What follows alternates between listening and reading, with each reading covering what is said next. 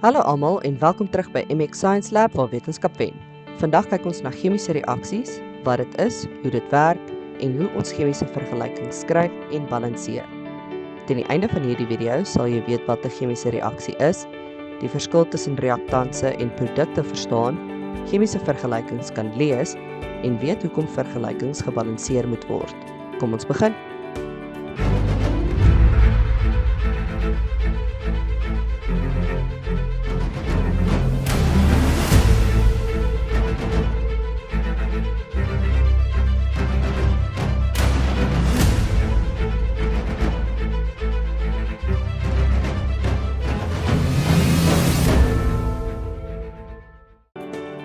'n Chemiese reaksie is 'n proses waar chemiese stowwe verander om nuwe stowwe te vorm.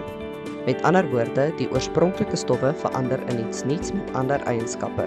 Dink byvoorbeeld aan koekbak.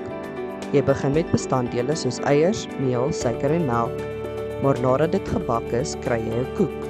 Jy kan nie weer die oorspronklike bestanddele uit die koek uithaal nie, want 'n chemiese verandering het plaasgevind.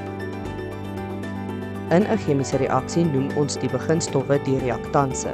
Die nuwe stowwe wat gevorm word, noem ons die produkte. Byvoorbeeld eiers, meel, suiker en melk is die reaktanse, die koek is die produk. Tydens 'n chemiese reaksie verander die eienskappe van die stowwe, en daarom is dit baie moeilik of selfs onmoontlik om alles weer terug te verander na die oorspronklike stowwe. Wetenskaplikes gebruik chemiese vergelykings om reaksies kort en maklik te wys. Daar is 3 belangrike dinge om te onthou. 1. Die verandering van reaktanse na produkte word altyd met 'n pyl aangedui. 2. Die pyl wys altyd na regs. En 3. Ons gebruik nooit 'n gelykhandteken in 'n chemiese reaksie nie. Dis omdat die stowwe nie dieselfde bly nie, hulle verander in nuwe stowwe. Daar is 3 maniere waarop jy 'n vergelyking kan voorstel. Met 'n woordvergelyking skryf ons die name uit, byvoorbeeld koolstof plus suurstof vorm koolstofdioksied. Met 'n chemiese vergelyking skryf ons die chemiese simbole uit, byvoorbeeld C plus O2 gee CO2. Ons kan selfs diagramme gebruik om te wys hoe die atome herrangskik tydens die reaksie. Hier sien ons 1 koolstofatoom en 2 suurstofatome wat saam kombineer om 'n koolstofdioksiedverbinding te vorm. Sommige elemente kom natuurlik as pare voor. Ons noem hulle diatomiese elemente. Die beteken 2 en dit beteken dat die element uit 2 identiese atome bestaan. Daar is 7 diatomiese elemente wat jy moet ken: waterstof, suurstof, chloor, jodium, stikstof, fluor en brom. Dis baie belangrik om te onthou dat hierdie elemente altyd as pare geskryf word wanneer hulle alleen voorkom. Chemiese vergelykings moet altyd gebalanseerd wees. Dit beteken daar moet dieselfde aantal atome van elke element aan beide kante van die vergelyking wees. Waarom, sal jy vra?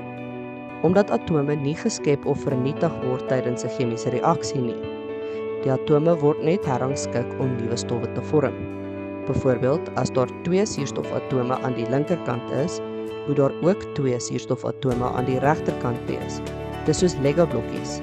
Jy kan hulle herrangskik om iets nuuts te bou, maar jy verloor nie blokkies nie, en nuwe blokkies verskyn nie sommer uit nêrens nie.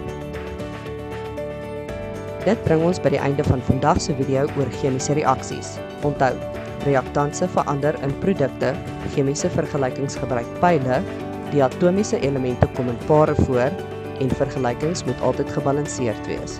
As hierdie video jou gehelp het, gee gerus 'n like, subscribe aan MX Science Lab en deel die video met jou vriende. Sien julle in die volgende les.